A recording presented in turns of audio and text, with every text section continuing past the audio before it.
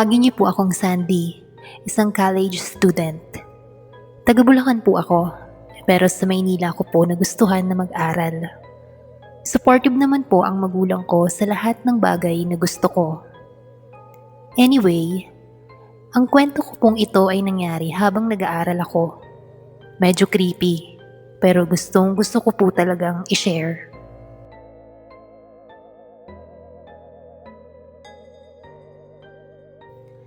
Ate Angel, hindi ako maganda. Hindi sa dinadown ko ang sarili ko. Pero kahit ako, hindi ako nagagandahan sa sarili ko. Saktuhan lang ba? Meron kasing sobrang gwapong estudyante sa university namin. Literal na parang artista talaga ang muka. Matangkad, maputi, tapos mapupula ang pisngi. May dimple na halos nawawala na ang mata pag nag-smile. In short, crush siya ng lahat. Yung dadaan pa lang siya, lahat napapalingo na, kahit nasa malayo pa lang.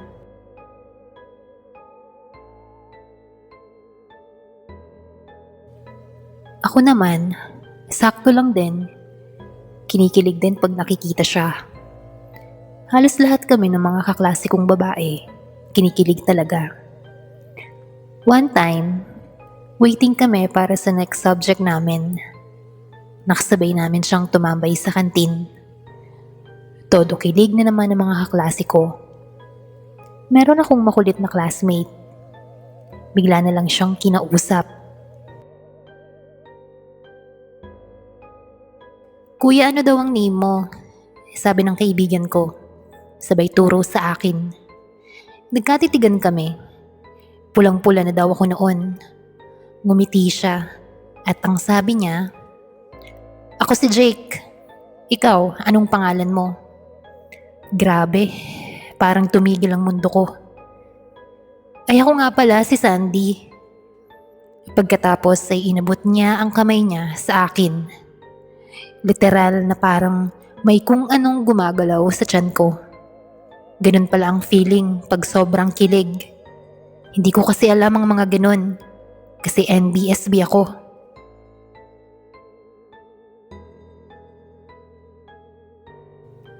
At dyan nagsimula ang lahat hanggang sa naging magkaibigan kami. Sabay kumain, sabay mag-library, sabay umuwi. Tumagal din kami ng ganon hanggang sa tanungin niya ako kung pwede ba daw siyang manligaw. At pumayag naman ako. Habang nililigawan niya ako, ay marami akong nadidiskubre sa kanya.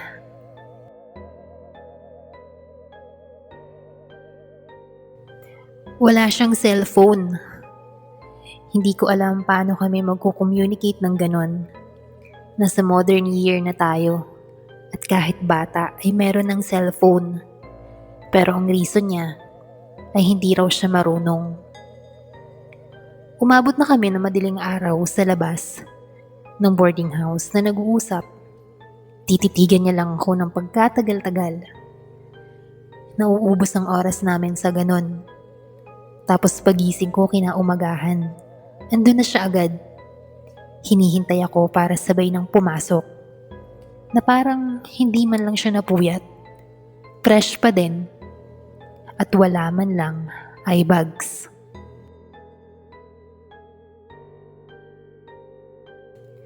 Wala siyang ibang gustong puntahan kapag free time kami sa school, kundi dun lang sa tinatambayan namin na malaking puno.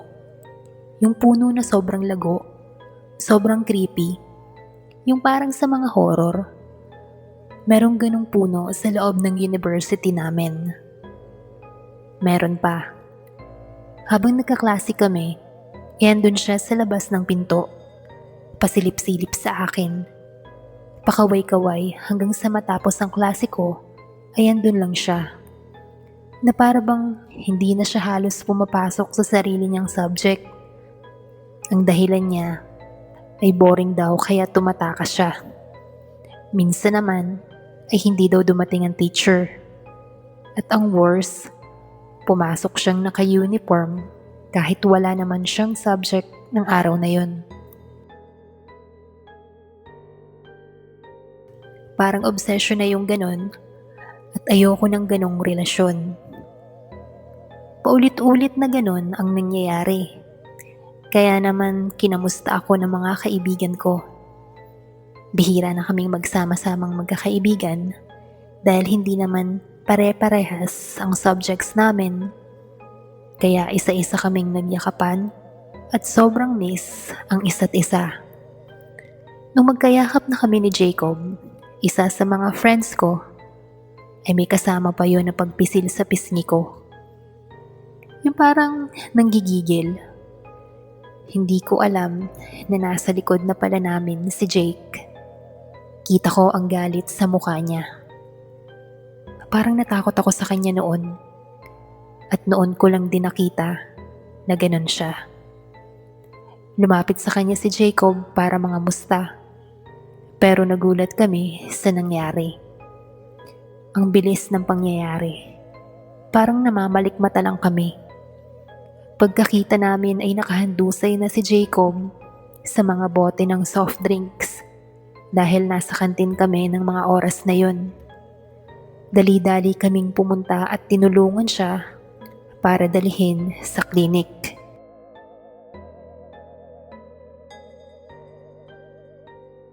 Ang kwento sa amin ni Jacob, nung papalapit siya kay Jake, ay nakita nito na nagkulay pula ang mata nito.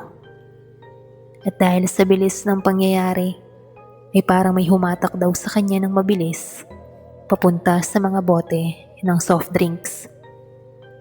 Hinahanap ko si Jake sa buong university para makausap siya. Pero ilang araw din siyang hindi nagpapakita sa akin. Kaya naman pagkatapos ng klase ko, ay agad na din akong umuwi. Habang papalapit na ako sa boarding house, ay may natanaw ako.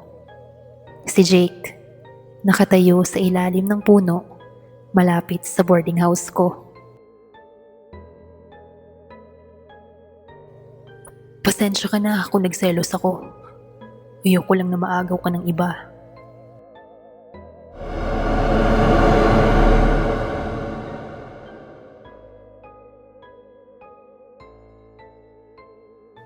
Sandali, ano ba yung ginawa mo? Huwag mong sabihing may kapangyarihan ka. Pa-jokong tanong sa kanya. Hindi ko naman siya pinaghihinalaan at wala din namang may alam sa nangyari. Ang gusto ko lang malaman ay bakit siya nagsusorry. Sabi ko sa sarili ko.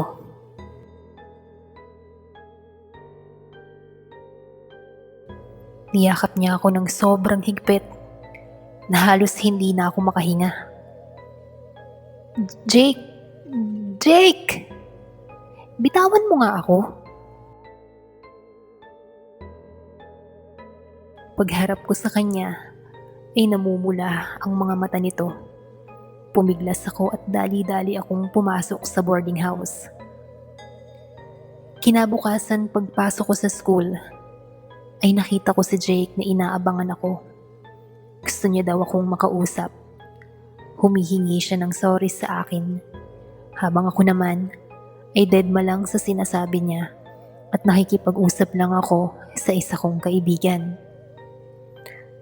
Kumusta na kaya si Jacob? Dalawin natin siya mamaya pagkatapos ng klase, sabi ko. At hindi pa din siya tumitigil sa habol sa akin. Kaya naman sabi ko, tumigil ka na. Tumigil ka na sa panliligaw mo, Jake. Hindi pa ako ready. Napatigil siya at kitang-kita sa mga mata niya ang pagkalungkot. Iniwan ko siyang lugmok habang papalayo ako. Kinagabihan ay pinuntahan namin si Jacob sa bahay nila at laking gulat namin nang hindi pa din siya gumagaling. Bagkos ay parang lalong lumalala ang mga sugat niya. Ang sabi ng nanay niya ay nagkakaroon din daw ng pantal-pantal sa buong katawan si Jacob. Hindi daw ito makatulog dahil sa sobrang kate. At ang mas nakakatakot ay may nakikita daw si Jacob sa bintana na isang lalaking maputi na pula ang mata. Malaki ang mga tenga at nakangisi lang ito sa kanya.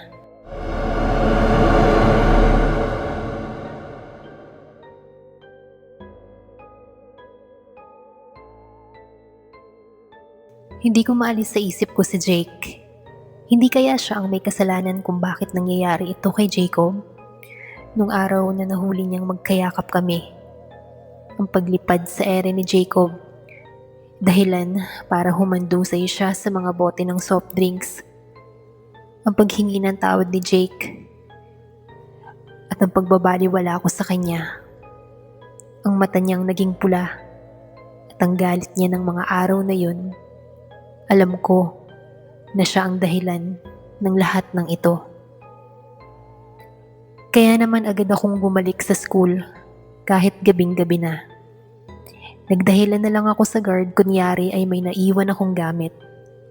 Bandang 11 PM na din yun at wala ng tao sa buong university.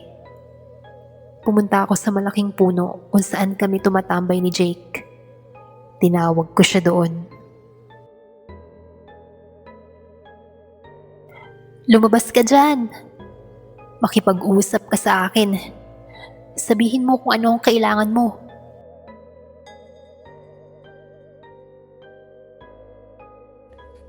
Ikaw ang kailangan ko. Sumama ka sa akin at maliligtas ang kaibigan mo.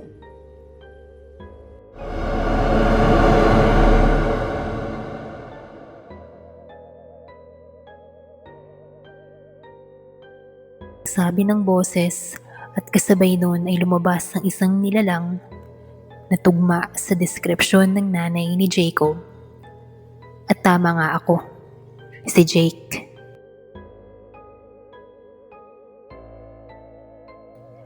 Ano ka? Anong klaseng nilalang ka? Bakit mo to ginagawa?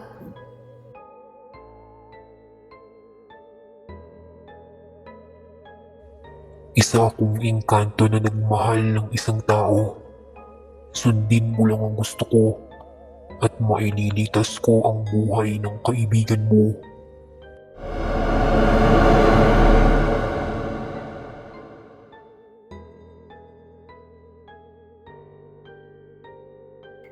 Ikaw na mismo ang nagsabing kaibigan ko siya. Pero bakit kailangan mo pa siyang pahirapan?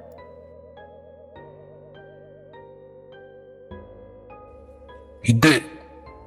Nararamdaman ko kung ano ang nararamdaman niya para sa'yo. Kaya dapat lang na mawala siya. Sa akin ka lang. Sumama ka na sa akin.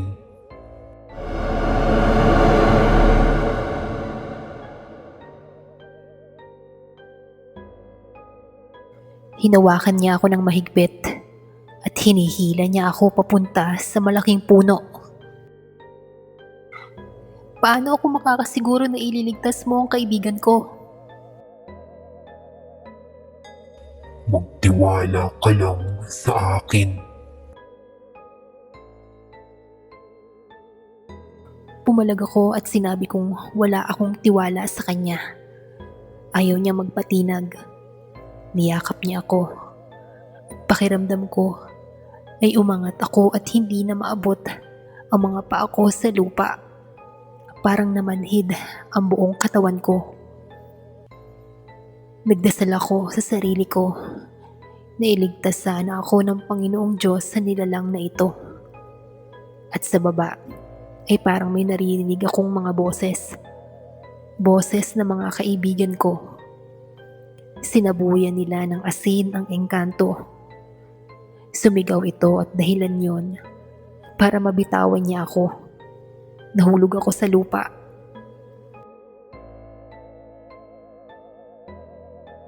Umalingaw-ngaw ang sigaw ng nilalang at paulit-ulit nitong binabanggit ang pangalan ko. Sinasabi niyang, "Akin ka, Sandy! Akin ka, Sandy!" At tuluyan na itong naglaho.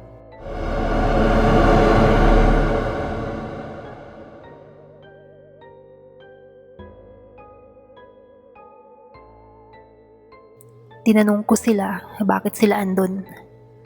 Ang sabi nila ay sinabihan daw sila ni Jacob na sundan ako. dahil alam ni Jacob na pupuntahan ko ang engkanto. Sa mga gabi-gabing nagpapakita ang nilalang kay Jacob, ay sinabi pala nito ng paulit-ulit na lubayan ako, at kung hindi ay papatayin niya daw si Jacob. Nagbilin si Jacob na iligtas ako at magdala sila ng asin.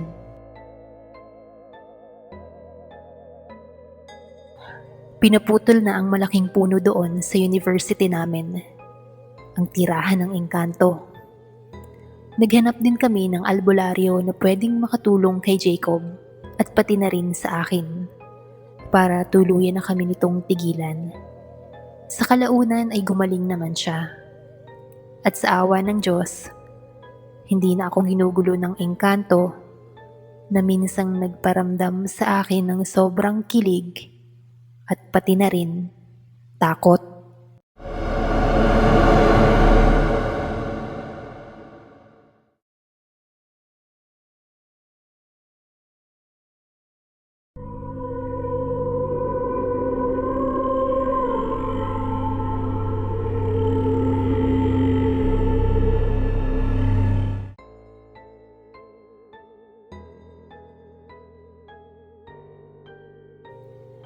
Tawagin niyo po akong Tasha, 26, taga Bicol, pero andito na po ako ngayon sa Maynila dahil dito po ako nagtatrabaho. Ang kwento ko pong ibabahagi sa inyo ay tungkol sa kawork ko at tawagin niyo na lang po siyang Janine. Naging kawork ko po si Janine sa dati kong pinagtatrabahuhan sa isang fast food taong 2015. Si Janine po ay masasabi kong mabait na tao. Tahimik lang po siya. Pag sinabing work, work lang talaga. Mas nauna po ako sa kanya sa fast food na yon, kaya mas marami akong kaklose. Hindi siya masyadong nakikipaghalubilo sa amin, lalo na pag meron kaming gala pagkatapos ng trabaho. In short, loner po si Janine. Mas gusto niyang kumain mag-isa at umuwi mag-isa. Kahit anong pag-aaya namin sa kanya, ay hindi ito pumapayag.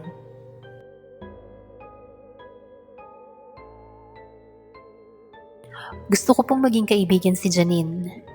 Gusto kong alamin kung ano yung background niya, ano ang gusto niya at kung ano-ano pa. Kaso bigo ako. Siya mismo ang lumalayo. Kung anong kinaingay ko ay siya namang kinatahimik niya.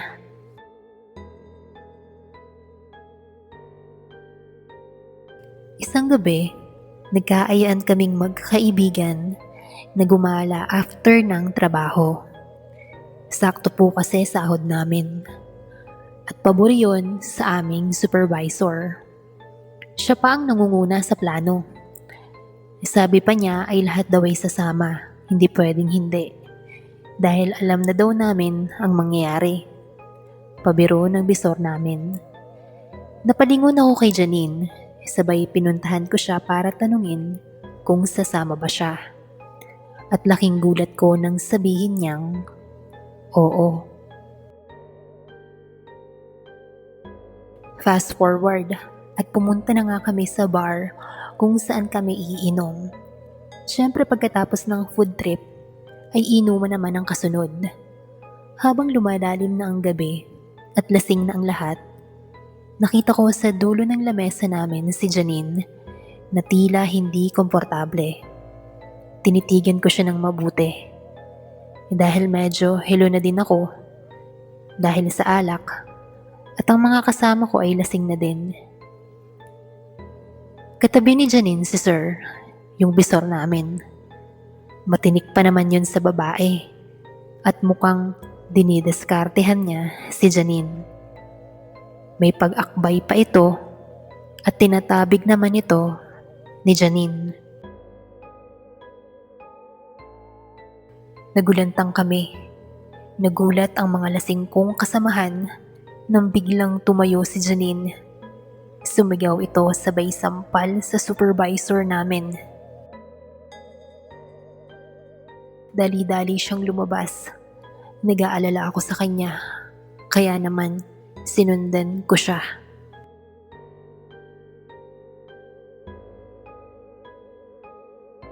Binilisan ko ang takbo, sabay hawak sa braso niya. Tumigil kami saglit at nang humarap siya ay nakita ko ang takot sa mukha niya habang umiiyak. Nagkwento po sa akin si Janine na matagal na pala siyang hinaharas ng palihim ng bisor namin. At kaya pala ito nasampal ay inaaya siyang mag-hotel nito.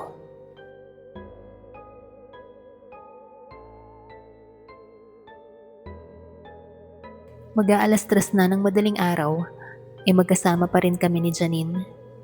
Alam mo Ate Angel, grabe pala ang kwento ng buhay niya.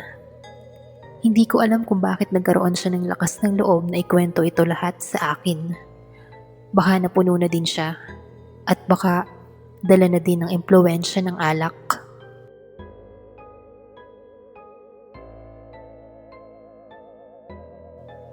Si Janine po ay nilapastangan ng kanyang tatay.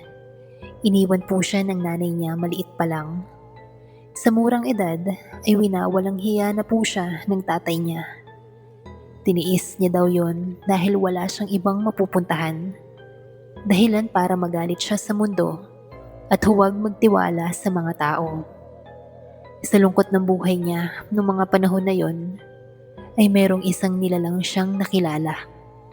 Isa daw pong lalaking engkanto na nakatira sa malaking puno sa likod ng bahay nila sa probinsya.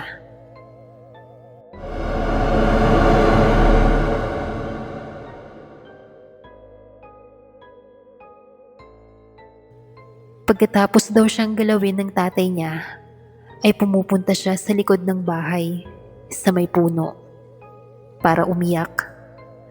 At pag ganun daw ay lumalabas ang nilalang na yon at galit na galit. Sumama ka sa akin para hindi ka na maghirap dito.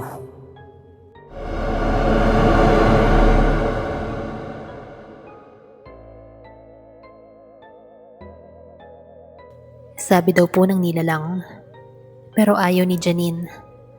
Sapat na daw na ganun na pagkailangan niya daw ng kausap ay nandoon ang nilalang para makinig sa kanya. Hanggang sa dumating na daw ang araw na nagdalaga siya. Ganun pa din daw ang ginagawa ng tatay niya.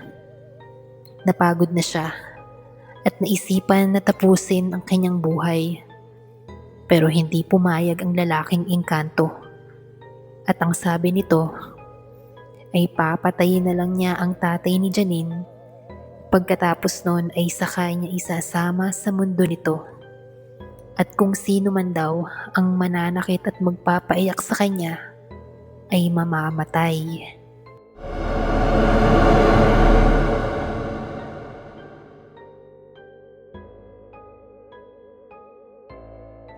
Kaya dumating ang araw na kinuha ng engkanto ang buhay ng tatay niya.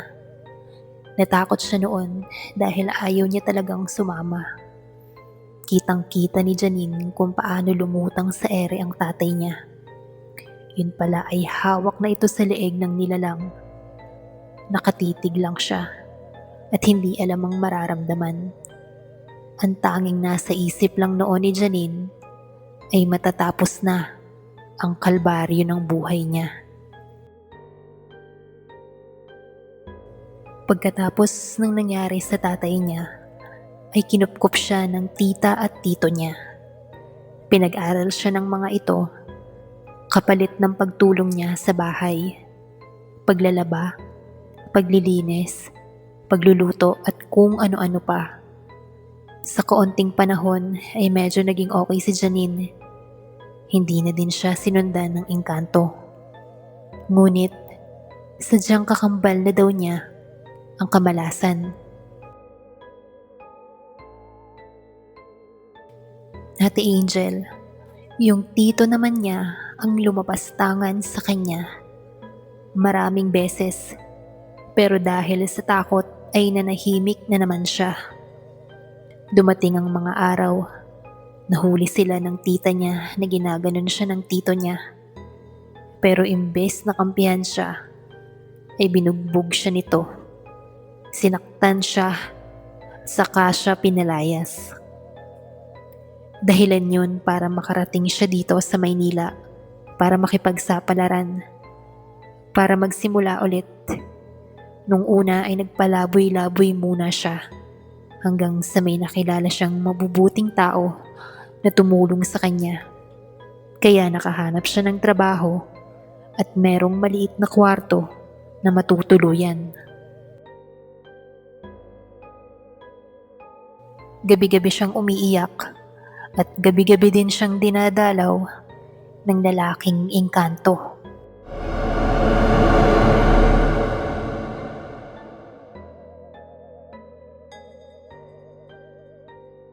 Sabi ko naman sa'yo, sumama ka na sa akin. Huwag ka mag-alala. Dinala ko na sa impyerno ang tito mo.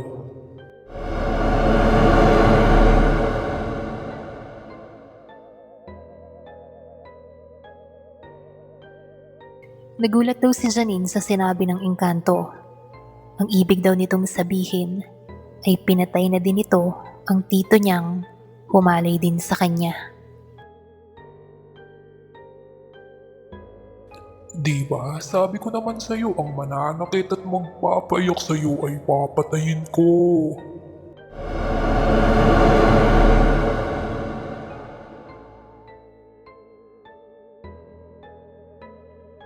Sa mga kwento ni Janine ay bigla akong napaisip. Tumatakbo sa isip ko na baka ang supervisor ko ang isunod ng engkanto. Naghahalo na ang nararamdaman ko sa mga natuklasan ko. Kaya naman, agad kong tinatawagan ang mga kawork ko at pati na din ang supervisor ko. Pero hindi sila sumasagot. Akma akong aalis. Natigil ako bigla nang hawakan ako ni Janine. Sabi niya ay huwag. Wala na. Huli na. Hindi natin siya mapipigilan. Baka sadyang nakatakda ang buhay ko na maging ganito. Kaya naman nakapagdesisyon na ako.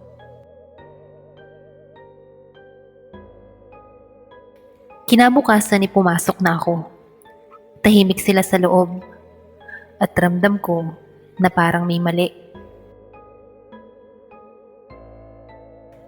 Patay na si Sir. Kagabi lang ang saya-saya pa natin. Na heart attack daw. Sabi ng isa kong katrabaho.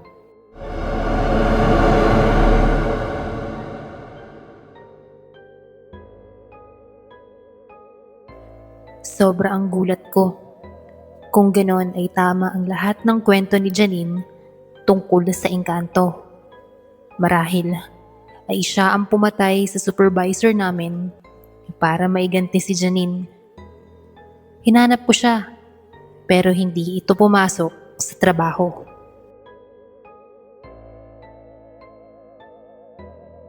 Dumaan ang araw, buwan at taon. Wala nang Janine pumasok sa work. Walang paalam, walang kahit na ano. Ang mga katrabaho namin ay hindi alam kung nasaan siya. Pero isa lang ang naiisip ko. Sa tindi ng lungkot at hirap na naranasan ni Janine, malamang ay sumama na siya sa engkanto.